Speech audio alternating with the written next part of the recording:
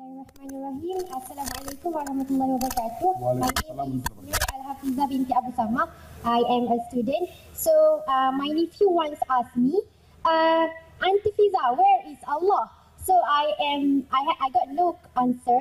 So I stumbled up the Quran and I found a surah, which is Surah As-Sajdah, and I forgot which verse, but it mentioned Thumma stawa 'ala al-'arsh.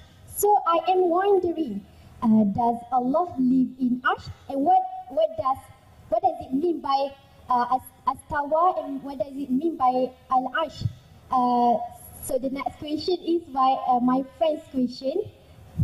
I'm sorry, she wrote it. I see division in Muslim today. There are some who follows four madhab and some are Wahhabi. Problem started when they are telling each other wrong. So what is your advice? And the third question is, I'm sorry, but this is my friend's question. As a Muslim doctor, you are a Muslim doctor, what is your stand on vaccines? That's all. So there's three questions. Last question, there's three in one.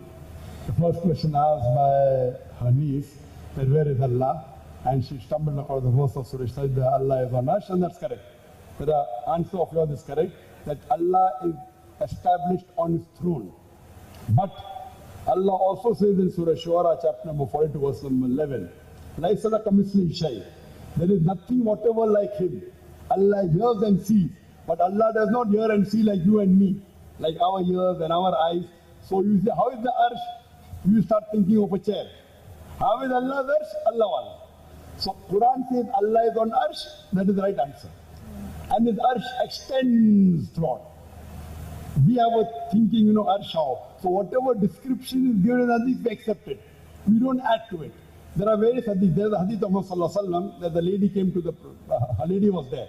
And Prophet wanted to test her. Is she a mu'min or not? So the Prophet asked her, where is Allah? She said, on top.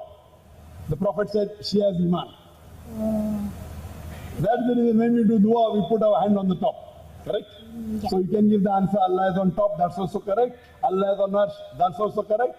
Both answers are correct. Oh, so I could say to my nephew, Allah is everywhere. No. No. Now you are falling into a trap. I know there are some people who say Allah is everywhere, but there is no text. Yes, Allah is everywhere by power. What does Hadith say Allah is on top? I know there are some people who do say. But what we have to realize that when talking about Allah subhanahu wa ta'ala, do not add anything of your own. It's very dangerous. Some people explain, yes, Allah by power is everywhere. He has power over everything. Many verses. But Quran says He's on Arsh, He's on Arsh. Allah is on top, the Hadith says Allah is on top. It's better not to add. The Prophet said, don't waste too much time on discussing about Allah.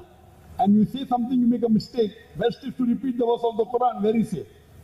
There's nowhere in the Quran which says Allah is everywhere.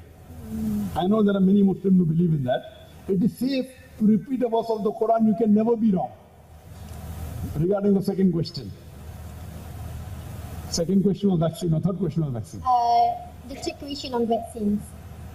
The second question is about the madhab. Madhab. There are so many madhabs and each madhab is criticizing each other. I've given the talk on unity in the Muslim Ummah on the 10th of this month. I gave in Telangana, Kuala Telangana.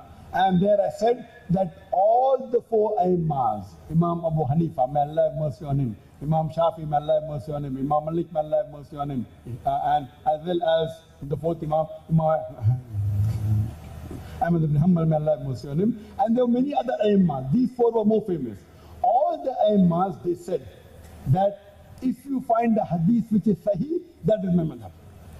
All the Aimmas said that if you find any of my opinion, any of my fatwa, which is against the book of Allah and the hadith of the Prophet, ignore my fatwa. They did not come to fight. They were all loving, they gave the opinion, and if you analyze more than 95%, all the opinions are the same. They may differ in 2, 3, 4%. And all the Aimma said that if you find my opinion which is against the Quran and the Sahih Hadith, you ignore my opinion. They came to spread the deen and get the Muslim Ummah closer to Quran and Sunnah. Unfortunately, we are fighting. Only way we can come close, Allah says in Surah Imran chapter 3 verse 103, وَاتَصِمُوا بِحَبْلِ اللَّهِ جَمِيعًا وَلَا تَفَرَّقُوا. Hold to the rope of Allah strongly and be not divided. Hope that answers the question. Regarding use of vaccine, if the vaccine contains anything which is haram, and if it's a drug which is going to save your life, this is the ruling. If you are using a medicine, and if that medicine is the only medicine that can save your life, even if it contains alcohol, it is permitted. If it contains certain things like pig, if it's insulin, if you have an option of bovine insulin, cow insulin, no problem. But if you have no other option, and if you use a drug, even though it contains alcohol or contains something which is haram, and if that drug is the only drug that can save you, it is permitted in Islam. Otherwise, in a normal circumstance, it is haram. Hope that answers the question. Wa akhiru dawana alhamdulillahi rabbil alamin.